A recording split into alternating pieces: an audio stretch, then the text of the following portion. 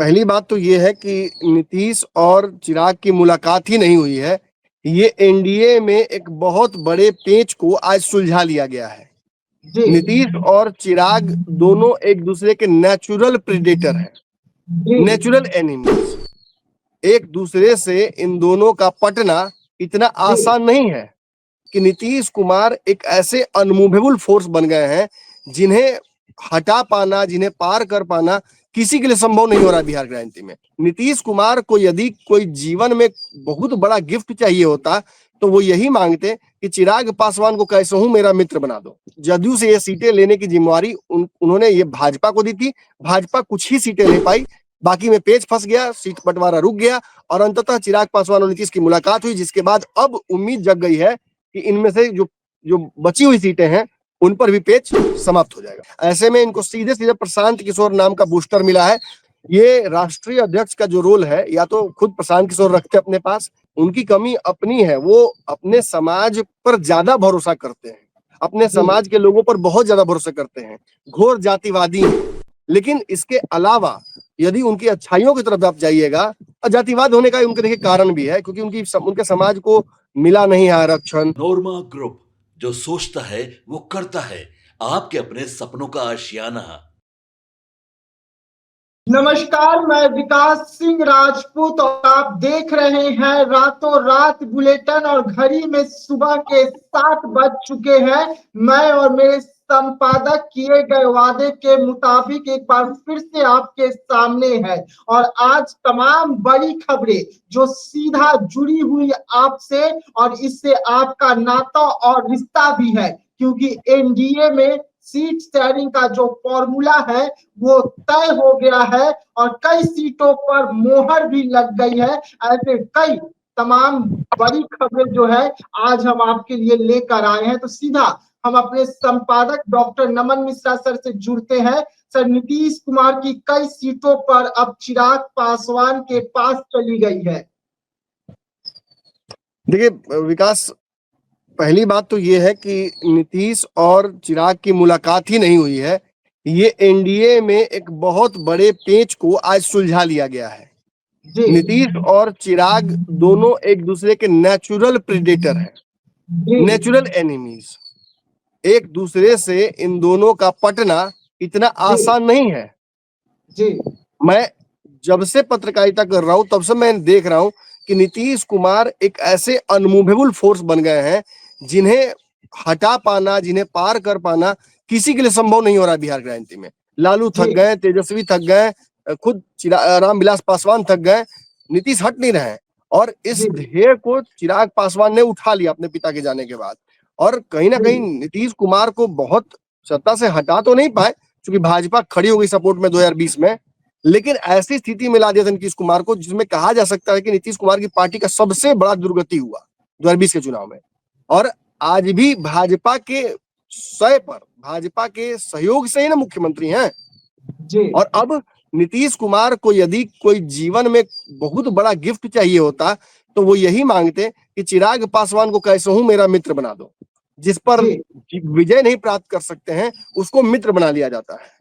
जो आपको सबसे ज्यादा डैमेज करे राजनीति में, उसको जरूरी नहीं कि आप हरा ही दीजिए, आप उसे मित्र भी बना सकते हैं। और चिराग पासवान और नीतीश जब एक पेज पर होते हैं, एक साथ होते हैं, तो उन दोनों का वोट बैंक जुड़कर भाजपा के वोट बैंक में सम्मिलित होता है और एक ऐसी ताकत बन जाता है जिसकी वजह से आप देख सकते हैं कि किस तरह से 2024 का चुनाव हुआ लोकसभा का, बिहार का रिजल्ट उत्तर प्रदेश से बिल्कुल अलग था। ऐसे में चिराग पासवान को एडजस्ट करना जरूरी था, नीतीश ये जानते थे और इसीलिए नीतीश कुमार चिराग की डिमांड के बावजूद, और वो डिमांड क्या थी, उनकी पार्टी मांग रही है कि हमको सीएम का कैंडिडेट बनाओ, हमको सीएम बनाओ, आज भी पोस्टर लगे हैं। और दूसरी तरफ चिराग पासवान ये कह रहे हैं कि सीएम की पद के लिए कोई वैकेंसी नहीं है, मैं इच्छुक जरूर हूं, मेरी पार्टी के लोगों की भावना मैं समझता हूं, लेकिन मेरा पेट भरा हुआ है। और रही बात सीएम की कुर्सी की, तो वो इस वक्त कहीं ना कहीं हम एक ऐसे गठबंधन में है जिसकी वजह से ये किसी और के लिए रिजर्व्ड है, तो मेरा इस पर अधिकार नहीं बनता है। लेकिन इसका मतलब ये नहीं कि आगे मैं इस पर अधिकार नहीं बनाऊंगा। फिलहाल सीटों के समझौते को लेकर ही चिराग पासवान कहीं ना कहीं बैठक ये हुई दोनों के बीच में। और अब खबर जो मुझे प्राप्त हुई है कि जो 3-4 सीटें चिराग पासवान अतिरिक्त मांग रहे थे, जदयू के कोटे की मांग रहे थे, इनमें से विकास 2-3 सीटें ऐसी थी जिस पर चिराग पासवान जीत के कगार पर थे। जदयू अगर उन सीटों पर नहीं होती तो चिराग जीत गए होते। और कुछ ऐसी सीटें हैं जिन पर जदयू को क्लियरली उन्होंने हराया और तेजस्वी यादव जीत गए हैं। तो वो चाहते हैं कि तेजस्वी से उन सीटों पर लड़ने का अधिकार उनको मिले इस बार। चिराग पासवान, जदयू नहीं जाए उस पर प्रत्याशी लेकर, बल्कि चिराग पासवान जाए। इनमें से कुछ सीटें समस्तीपुर की हैं, कुछ सीटें मधुबनी की हैं, कुछ दरभंगा की हैं, कुछ जहानाबाद की हैं और कुछ वाल्मीकि नगर की हैं। इन सीटों पर चिराग पासवान चुनाव लड़ना चाहते हैं और जदयू से ये सीटें लेने की जिम्मेवारी उन्होंने ये भाजपा को दी थी। भाजपा कुछ ही सीटें ले पाई, बाकी में पेच फंस गया, सीट बंटवारा रुक गया और अंततः चिराग पासवान और नीतीश की मुलाकात हुई, जिसके बाद अब उम्मीद जग गई है कि इनमें से जो जो बची हुई सीटें हैं उन पर भी पेच समाप्त हो जाएगा। जी देखिए, बढ़ते हैं अगली खबर। चिराग पासवान और नीतीश कुमार में सब कुछ सही हो गया है और एनडीए में जो पेच फंस रहा था सीटों को लेकर, उस पर अब मोहर लग चुकी है, बात बन चुकी है। लेकिन बिहार की राजनीति में सुर्खियों में रहने वाले प्रशांत किशोर भी अंदर ही अंदर बड़ा खेला कर रहे हैं और एक बार फिर से प्रशांत किशोर बड़ा खेला किए हैं सर।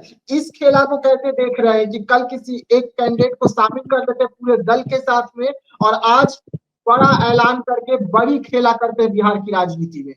देखिए, जब तक चुनाव नहीं होगा तब तक प्रशांत किशोर नए नेता पैदा नहीं कर सकते हैं, नए नेता नहीं बना सकते हैं। तब तक वो आयातित नेताओं पर ही के भरोसे ही पार्टी चला सकते हैं, जिनके पास एक्सपीरियंस हो, जो पूर्व में मंत्री रह चुके हैं, जो पूर्व में केंद्रीय मंत्री रह चुके हैं, जो विधायक रह चुके हैं, जो सांसद रह चुके हैं, जो विभिन्न पदों को सुशोभित कर चुके हैं विभिन्न पार्टियों में। ऐसे ही दिलजलों की फौज वो इकट्ठी कर रहे हैं। मैंने शुरू में ही आपको कहा था, साल भर से मैं कह रहा हूं। और अगर आरसीपी सिंह का आना हुआ है तो आरसीपी सिंह भी दिलजले हैं। उनको नीतीश ने भी धोखा दिया उनके हिसाब से और उन्हें भाजपा ने भी धोखा दिया, ये उनके हिसाब से है। लेकिन दूसरी तरफ की कहानी कुछ और है। दूसरी तरफ इन्होंने अपनी क्षमता और अपनी राजनीतिक हैसियत को बहुत ऊंचा आंक लिया, इसकी वजह से एकाएक बिस्कोमान पर से नीचे गिर गए। तो अब इनका सपोर्ट करने वाला कोई मिल नहीं रहा था, पार्टी बनाकर भी ये अपने आप को जीवित नहीं कर पा रहे थे। ऐसे में इनको सीधे सीधे प्रशांत किशोर नाम का बूस्टर मिला है और प्रशांत किशोर ने तो मैं तो फैन हो गया प्रशांत किशोर का। मैं ईमानदारी से बोल रहा हूँ। जो दर्शक ये देख रहे होंगे उन्हें ये जान लेना चाहिए कि Naman Mishra is also now a fan of Prashant Kishor. कम से कम इस अग्रेसिव वाले प्रशांत किशोर का तो मैं फैन हूँ। आप ये कह सकते हैं कि वो एसडीएम को हड़का रहे थे, आप ये कह सकते हैं कि अपना रसूख दिखा रहे थे। प्रशांत किशोर एमपी या एमएलए नहीं है, वो किसी रूलिंग पार्टी के पीएम या सीएम नहीं है। फिर इतनी धौस अगर दिखा रहे हैं तो ये देखकर मजा आया। ये लग रहा है जैसे कि पुष्पा का जो ना फायर नहीं वाइल्ड फायर हूं मैं, फ्लावर मत समझना, वैसा ही लग रहा था। और नीतीश कुमार के अधिकारियों को हड़काया है भाई। नीतीश कुमार के अधिकारियों पर धक्का-धक्का लग रहा है भ्रष्टाचार का आरोप। ये संस्थागत भ्रष्टाचार कर रहे हैं ये लोग। ये आरोप लगातार सुधाकर सिंह फलाना ढिमकाना सब लगा रहे हैं। कई विभागों के फाइलें खुल रही हैं। अब गड़े मुर्दे उखड़ रहे हैं। कहाँ गया हंस, किस डाल पर बैठा हुआ है, रिशु कौन है, बार बार ये सब कुछ निकल के सामने आ रहा है। नीतीश कुमार के काल में भ्रष्टाचार नहीं हुआ है। तेजस्वी यादव भी भ्रष्टाचार की गंगोत्री बहा रहे हैं, लालू यादव भी भ्रष्टाचार की गंगोत्री बहा रहे हैं। होता क्या है ना, कभी कभी इंसान ना इतनी बड़ी गलती कर देता है कि उसके आसपास ना जो लोग होते हैं वो छोटी छोटी गलतियां करके बच जाते हैं। लालू यादव का एक चारा घोटाला नीतीश कुमार को लग रहा है जीवन दान मिल गया वैसा। अब नीतीश कोई गलती कर ही नहीं सकते हैं, बिहार में कोई घोटाला हो ही नहीं सकता है। और तेजस्वी यादव कैसे बोल सकते हैं? तेजस्वी यादव बोलेंगे तो लोग ये नहीं कहेंगे कि भ्रष्टाचारी का बेटा बोल रहा है। लेकिन अगर प्रशांत किशोर बोलेगा तब तो जवाब देना पड़ेगा ना। प्रशांत किशोर पर भ्रष्टाचार का आरोप नहीं है। और अब यदि प्रशांत किशोर सही लाइन पर आ गए हैं तो ये जरूरी है कि हमारे आपके जैसे लोग भी देखिए गड़बड़ाएंगे तो फिर तो हम खिंचाई तो शुरू कर देंगे, क्योंकि प्रशांत किशोर को भी हड़काने वाला बिहार में एक व्यक्ति है। अगर वो सोच रहे हैं कि वो अधिकारियों को हड़का सकते हैं, वो फल्ला ढिमका को उनकी राजनीतिक हैसियत दिखा सकते हैं, तो उनको याद रखना चाहिए कि नमन मिश्रा भी बिहार की राजनीति में है। और मेरा तो विशुद्ध रूप से काम यही है, नेताओं के पतलून को थोड़ा ढीला कर देना। ऐसे में प्रशांत किशोर का जो नया रोल है मुझे अच्छा लगा। आज हालांकि जो फैसला उन्होंने किया है मुझे समझ में नहीं आया। देखिए, निश्चित ही उनकी पार्टी से आज जुड़े हैं पप्पू सिंह, तो पप्पू सिंह पहले से भी जुड़े रहे उनके साथ। उनकी जी गाड़ी, उनका जो आरवी वैन था, करोड़ों का आरवी वैन जो चर्चा हो रही थी मीडिया के द्वारा, उनका घर जो शेखपुरा हाउस है वहां पर बकायदा प्रशांत किशोर का ऑफिस खुला हुआ है। तो जी एक तरीके से सहयोग तो लगातार वो कर रहे थे, बैकहैंड में तो पप्पू सिंह थे ना, जी उनका ताकत था, उनका पैसा तो सब लगा हुआ था। अब आज जस्ट फॉर्मेलिटी पूरी हुई है, मतलब जमीन दखल सब हो गया था, आज जी रजिस्ट्री हो गई उस जमीन की। लेकिन मुझे लगता है कि पप्पू सिंह को इससे बेहतर रोल में रखा जा सकता था। ये राष्ट्रीय अध्यक्ष का जो रोल है, या तो खुद प्रशांत किशोर रखते अपने पास, या जी मैं आरसीपी सिंह की तरफ नहीं जा रहा हूँ, ये मत सोचिए कि आरसीपी सिंह की तरफ मैं जा रहा हूँ, नहीं नहीं नहीं नहीं नहीं, वो बहुत अच्छा है, आरसीपी सिंह इस लायक नहीं थे। ये रोल उन्हें किसी युवा को देना चाहिए था। इनकी पार्टी जी में कई युवा हैं, मुझे लगता है कि आनंद मिश्रा ने भी आईएएस की नौकरी छोड़ी है, इनके साथ जी एक और आरके मिश्रा हैं, इनके साथ और कई लोग हैं, मैं कुछ लोगों का नाम नहीं यहाँ पर ले सकता हूँ, क्योंकि यहाँ लेने पर नाम कई लोगों के विवाद उत्पन्न रहते हैं, जो पहले से विवाद है मैं उनका नाम ले लिया मैंने। तो जी ऐसे लोगों को जिम्मेदारी दी जा सकती थी जो बड़ा मेहनत कर सकते थे, जो पूरे देश भर में घूम सकते थे। हालांकि क्षेत्रीय पार्टी का इस वक्त राष्ट्रीय अध्यक्ष बनाने का कोई औचित्य बनता नहीं है। मुझे लगता है कि प्रशांत किशोर कुछ जैसे होता है कि हर बॉल छक्का नहीं आता है, एक आध जी गो जी बैट में लग के पीछे भी चौवा चला जाता है, तो मुझे लगता है ये जी बैट में लगकर पीछे चौवा चला गया इनका। जी अ, अगली खबर बेहद अहम है बिहार की राजनीति में सर। इंडियन जी इंकलाब पार्टी वाले जो गुप्ता जी हैं, उनका डिमांड रातों रात हाई हो गया है। जो जहां भी जा रहे हैं लोग उन्हें घेर ले रहे हैं। जी, विशेष तो टिप्पणी आप पहले इस पे कीजिए, फिर मैं आता हूँ। जी बिल्कुल। देखिए, गुप्ता जी अपने आवास से निकले हुए थे, कार्यक्रम में पहुंचे हुए थे। आधी रात को जब गुप्ता जी निकले फिर से पटना पहुंचने के लिए, तो गुप्ता जी को आधी रात को उनके लोग जो है वो घेर लेते हैं। उसके बाद गुप्ता जी से कई सवाल होता है कि गुप्ता जी का जो डिमांड हाई हुआ है, उस हाई डिमांड को देखते हुए कहीं आईपी गुप्ता बदल तो नहीं जाएंगे, कहीं वो जी पार्टी बनाने के बाद अलग वाली राजनीति तो नहीं करने लगेंगे जो सभी नेता करने लगते हैं। वहां पर गुप्ता जी बड़े फिल्मी अंदाज में सर जवाब देते हैं, कहते हैं कि मैं डरने वालों में से नहीं हूँ, झुकने वालों में से नहीं हूँ, ना ही भागने वालों में से हूँ। जिस चीज के लिए हमने अपना बनाया है पार्टी, वो तो हम लेके रहेंगे, सरकार से छीन कर रहेंगे अपना अधिकार। देखिए विकास, आईपी गुप्ता डबल कलेजा वाला आदमी है, ये मैं जी दावे से कह सकता हूँ। मैं डॉक्टर हूँ, मैंने उनका परीक्षण कर दिया, चीर फाड़ उनका कर चुका हूँ मैं। वो जी डबल सिलेंडर डबल कलेजा वाला आदमी है। वो जो राजनीति करता है तो ठोक पीट के करता है, उसने धारा के विपरीत अपनी राजनीति बिहार में बनाई है। मैं उनका प्रवक्ता नहीं हूं, मैं उनका केवल एक मित्र हूं, लेकिन जब राजनीति की बात आएगी तो मैं उनका भी अंत परीक्षण करने में कोई पीछे नहीं हटूंगा। उनकी जी कमी है, उनकी कमी अपनी है, वो अपने समाज पर ज्यादा भरोसा करते हैं, अपने जी समाज के लोगों पर बहुत ज्यादा भरोसा करते हैं, घोर जातिवादी हैं। लेकिन इसके अलावा यदि उनकी अच्छाइयों की तरफ आप जाइएगा, और जातिवाद होने का उनके देखिए कारण भी है, क्योंकि उनके समाज को मिला नहीं है आरक्षण, खेल बार बार हो रहा है। दूसरे के घर में अगर अगर पुलाव बने, बिरयानी बने, और आपके घर में माड़ भात पे भी आफत हो, तो कहीं ना कहीं जी सिस्टम तो हिलेबे ना कीजिएगा। लोग जी चोरी क्यों करते हैं? आधा से ज्यादा चोरियां और ये जो घटनाएं होती हैं, वो असमानता को ही पाटने के लिए किया जाता है। जी तो अगर आरक्षण नहीं दिया जाएगा तो चोरी करेंगे ना। और जी आज आईपी गुप्ता पॉलिटिक्स के एक नंबर के नटवर लाल हो गए हैं, और जी साफ कह रहे हैं कि हमको आरक्षण दोगे मेरे समाज को तो तुमको सरकार बनवा देंगे। जी ये ये हमारे लोकतंत्र में नहीं होता है कि पैसा जी दो, आरक्षण दो, ये दो तब सरकार बनवाएंगे। वोट दिया जाता है आगे 5 साल चलाने के लिए, लेकिन अपने समाज के वोट बैंक का ये एक तरीके से ठेकेदार बन गए हैं, और ठेकेदारी कर रहे हैं, और कह रहे हैं कि भाई एनडीए हो या महागठबंधन हो, यदि सरकार बनानी है तेजस्वी जी, तो जी आपको हमारे समाज को अधिकार देना होगा। राहुल गांधी से कह रहे हैं 10 सीटें दो तभी तुम्हारे साथ खड़े होंगे। वहीं भाजपा जी के लोग भी इनके साथ लगातार टच में हैं। 2-3 पार्टियां हैं एनडीए की जो इनके टच में है। प्रशांत किशोर चाहते हैं कि ये साथ आ जाए। कोई बड़ी बात नहीं है कि प्रशांत किशोर इनको कन्विंस करने में सफल भी हो जाए, हालांकि मुझे लगता नहीं है कि प्रशांत किशोर की रैली जो हुई है उसके बाद ये, चूंकि उनके बाद इन्होंने प्रशांत किशोर के बाद बड़ी सफल रैली की है, और बड़ी भव्य जी रैली की है। 10-12 सालों जी में सबसे सफल रैली जाती है ये कहलाएगी। तो उस जी हिसाब से मुझे लगता है कि ये अपनी नई लकीर ही खींचेंगे और धारा के विपरीत ही बहेंगे। फिलहाल किसी पार्टी के साथ यहाँ गठबंधन होता हुआ मुझे नजर नहीं आ रहा है। राहुल गांधी अपने वादों पर अगर अड़ जाते हैं, टिक जाते हैं, तब शायद आईपी गुप्ता और राहुल गांधी का जोड़ी हमको देखने को मिले, क्योंकि कांग्रेस के पास भी कोई वोट बैंक बचा नहीं है। लेकिन जी अगर नहीं राहुल गांधी निभाएंगे तो मुझे लगता है कि तेजस्वी यादव इतने समझदार जरूर हो गए हैं, परिपक्व हो गए हैं कि वो वो आईपी गुप्ता को अपने पाले में करने की कवायद शुरू कर देंगे। अभी फिलहाल कांग्रेस की वजह से वो भी चुप है। जी। चलिए बढ़ते हैं अगली खबर। अगली खबर बेहद खास है क्योंकि नीतीश कुमार की जो गुप्त तस्वीर है उसे तेजस्वी यादव ने लीक कर दिया है, जिसके बाद बिहार की राजनीति बेहद गर्म हो गई है। वो कौन सी तस्वीर है सर जिसे तेजस्वी यादव ने लीक कर दिया है? देखिए, तेजस्वी यादव लगातार बुलेटिन तो चला ही रहे हैं, साथ जी ही साथ उन्होंने एक ऐसी तस्वीर साझा कर दी है जिसके चलते नीतीश कुमार को एम्बेरसमेंट होगा। वो तस्वीर राजद के ऑफिशियल ट्विटर हैंडल पर लगी हुई है, मैं दिखा रहा हूं, लेकिन आप वहां दिखा दीजिएगा। जी ये वो तस्वीर है, मैंने देखिए ग्रुप में भी अपने भेज दिया है। ये वो जी तस्वीरें हैं जिसमें साबित हो रहा है कि नीतीश कुमार के बैठकों में, क्लोज डोर मीटिंग्स में कौन कौन बैठता है।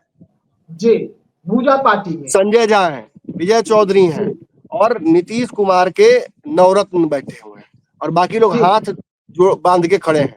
ये इस जी बैठक पर, इन बैठकों की 3-4 तस्वीरें दिखाई गई हैं, और इसमें लिखा है राजद ने, बिहार में मुख्यमंत्री आवास की कुख्यात भूजा पार्टी ने जी मुख्यमंत्री नीतीश कुमार को गजब नौटंकीबाज बना दिया है।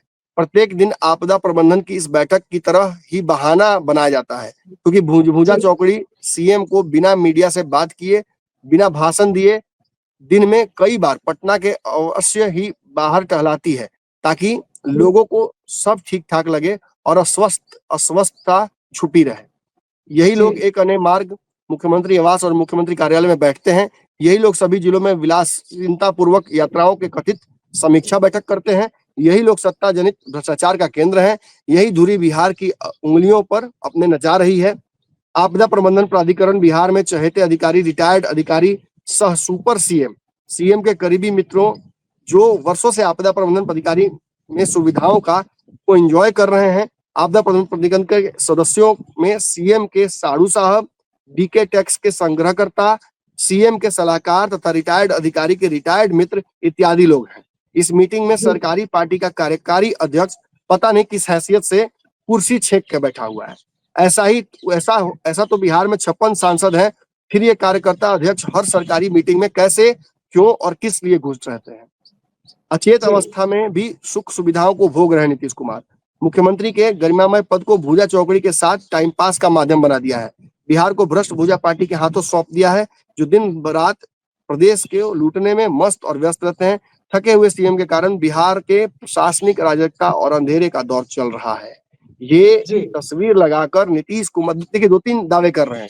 एक, नीतीश कुमार अस्वस्थ हैं, उन्हें जी बस एक परेड कराया जाता है, उठाया जी जाता है और पटना में कुछ इलाकों में घुमाकर दिखाया था कि नहीं नीतीश कुमार एकदम स्वस्थ हैं, चुनाव के चलते, जी केवल चुनावी जी फायदे के लिए जी नीतीश कुमार को जबरदस्ती अस्वस्थता के बावजूद परेड कराया जा रहा है। और ये भूजा पार्टियां ऐसी हैं जहां पर नीतीश कुमार के साड़ू हैं, वो पदाधिकारी हैं जो नीतीश कुमार के करीबी हैं या रिश्तेदार हैं, उनके संजय झा हैं यहाँ पे किस हैसियत से बैठे हुए हैं, विजय चौधरी किस हैसियत से बैठे हुए हैं, बाकी लोगों पर भी आरोप लगाए। तो एक कॉम्प्रिहेंसिव रिपोर्ट और तस्वीरें राजद ने जारी की है, तेजस्वी ने जारी किया है और नीतीश कुमार पर जमकर आरोप लगाया है। जी। चलिए नीतीश कुमार की जो गुप्त पार्टी की जो तस्वीरें थी वो तेजस्वी यादव ने लीक कर दी है, लेकिन अगली खबर राजद से जुड़ी हुई है।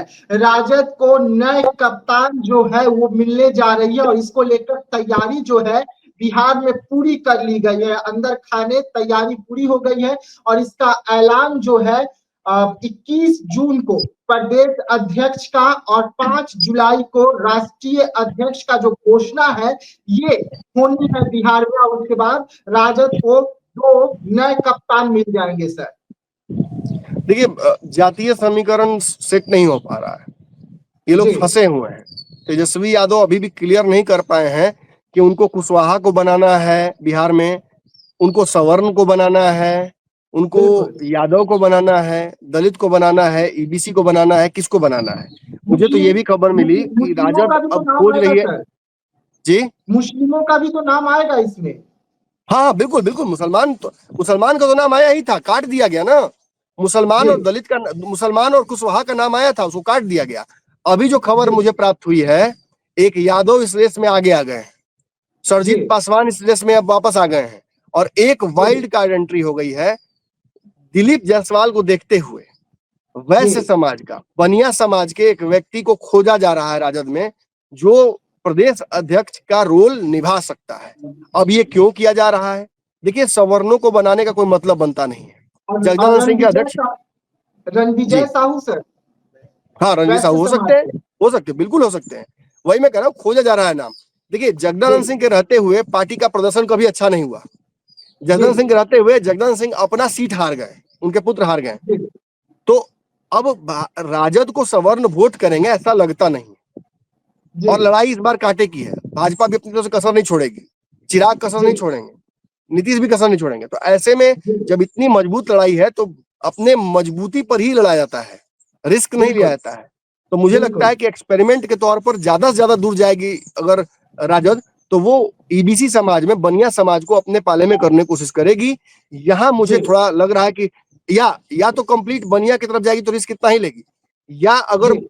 सेफ खेलेगी तो वो मुसलमान या याद, मुसलमान तो मुझे नहीं लगता अब, लेकिन यादव बना सकती है। हालांकि वक्फ बोर्ड का मुद्दा है, ओवैसी ने धमकी दी है कि भीख मांगने पर मजबूर कर देंगे, 24 सीट जीत कर आएंगे। तो अगर वक्फ बोर्ड के मुद्दे को देखते हुए अगर मुस्लिम अध्यक्ष भी बनाते हैं तो वो जी। बहुत सही हो जाएगा, लेकिन ऐसा होगा जी। नहीं। जी। चलिए, रातों रात देख रहे थे आप, जहां पर हम खबरों को विस्तार से बता रहे थे कि बिहार की राजनीति में आगे क्या कुछ होने वाला है, बिहार की राजनीति किस और करवट लेगी और इसका असर तमाम पार्टियों पर कितना होने वाला है। और इस वक्त हमारे संपादक डॉक्टर नमन मिश्रा जो है पटना में नहीं है, उसके बाद भी किए गए वादे हैं, इसके वजह से हम सुबह 7 बजे हर रोज इसी तरीके से हाजिर होते रहेंगे। Doctor and soldier is never off duty. जी। जी। बिल्कुल सर। तो मिलते हैं कल फिर हम सुबह 7 बजे, तब तक के लिए दीजिएगा इजाजत। धन्यवाद। आपके सपनों को हमने सजाया है, ई होम्स पैनोरामा को हमने बनाया है। ई होम्स मेरा एक सपना था जिसपे मैं पिछले 4 साल से काम कर रहा था। हमने जो बनाया है वो सबने है माना। ई होम्स पैनोरामा में हो आपका भी आशियाना। और फाइनली हमने 2021 में इस प्रोजेक्ट को लॉन्च किया। बहुत लोग अप्रिशिएट कर रहे हैं कि पूर्णिया जैसे शहर में, बिहार के, एक तो बिहार की बात करें उसमें भी पूर्णिया जैसे छोटे जगह में इस तरह का लाइफस्टाइल देना, ये सुन के हम लोगों को बहुत अच्छा लगता है। ई होम्स में हमने कुछ और भी किया है, जैसे हम जिस जगह में रह रहे हैं हमारे फैमिली सिक्योर हो, उनको सिक्योरिटी का ध्यान में रखा है। आपकी सुविधा और सुरक्षा आपके लिए खास है, ये आपका विश्वास है। इसमें आर्टिफिशियल इंटेलिजेंस का 7 लेयर सिक्योरिटी का हमने इस्तेमाल किया है। लस ग्रीन कैंपस को बनाया है। यदि हमारा बाउंड्री वाल है तो वो वर्टिकल गार्डन है। ये जितनी भी फैसिलिटी होता है एक इंटरनेशनल टाउनशिप में ई होम्स है, ये हम लोग विश्वास नहीं कर पा रहे हैं। जो भी हमारे मित्र दोस्त या जो भी हमारे बाहर के बाहर आते हैं तो हम लोगों को बहुत अच्छा सुनने को मिलता है और बहुत अच्छा क्रेडिट मिल रहा है। वो सारा हमने सिर्फ एक बिल्डिंग नहीं बनाया, हमें एक बहुत अच्छा लाइफस्टाइल दिया ई होम्स में, और मेरा एक सपना था जिसको मैं आज फुलफिल होते हुए देख पा रहा हूँ। ये आपका आवास है। ई होम्स पैनोरामा में अब आपका निवास है। E Homes Panorama, luxurious lifestyle redefined. Panorama group, जो सोचता है वो करता है। अगर ये वीडियो पसंद आई और वह बिहार के राजनीति और बिहारियत से सरोकार रखेनी तो सब्सक्राइब बटन दबा के चैनल के सब्सक्राइब कर ली। ओजे एगो घंटी बा, ओकरा बटन दबा देला से कुल सटीक और मारक खबर रुआ मुफ्त में मिल जाई। अगर रुआ पत्रकारिता के हमनी के नया प्रयोग में सहयोग कर चाहतानी तो ज्वाइन बटन दबा दी। पेटीएम नंबर नोट कर ली 9386816700।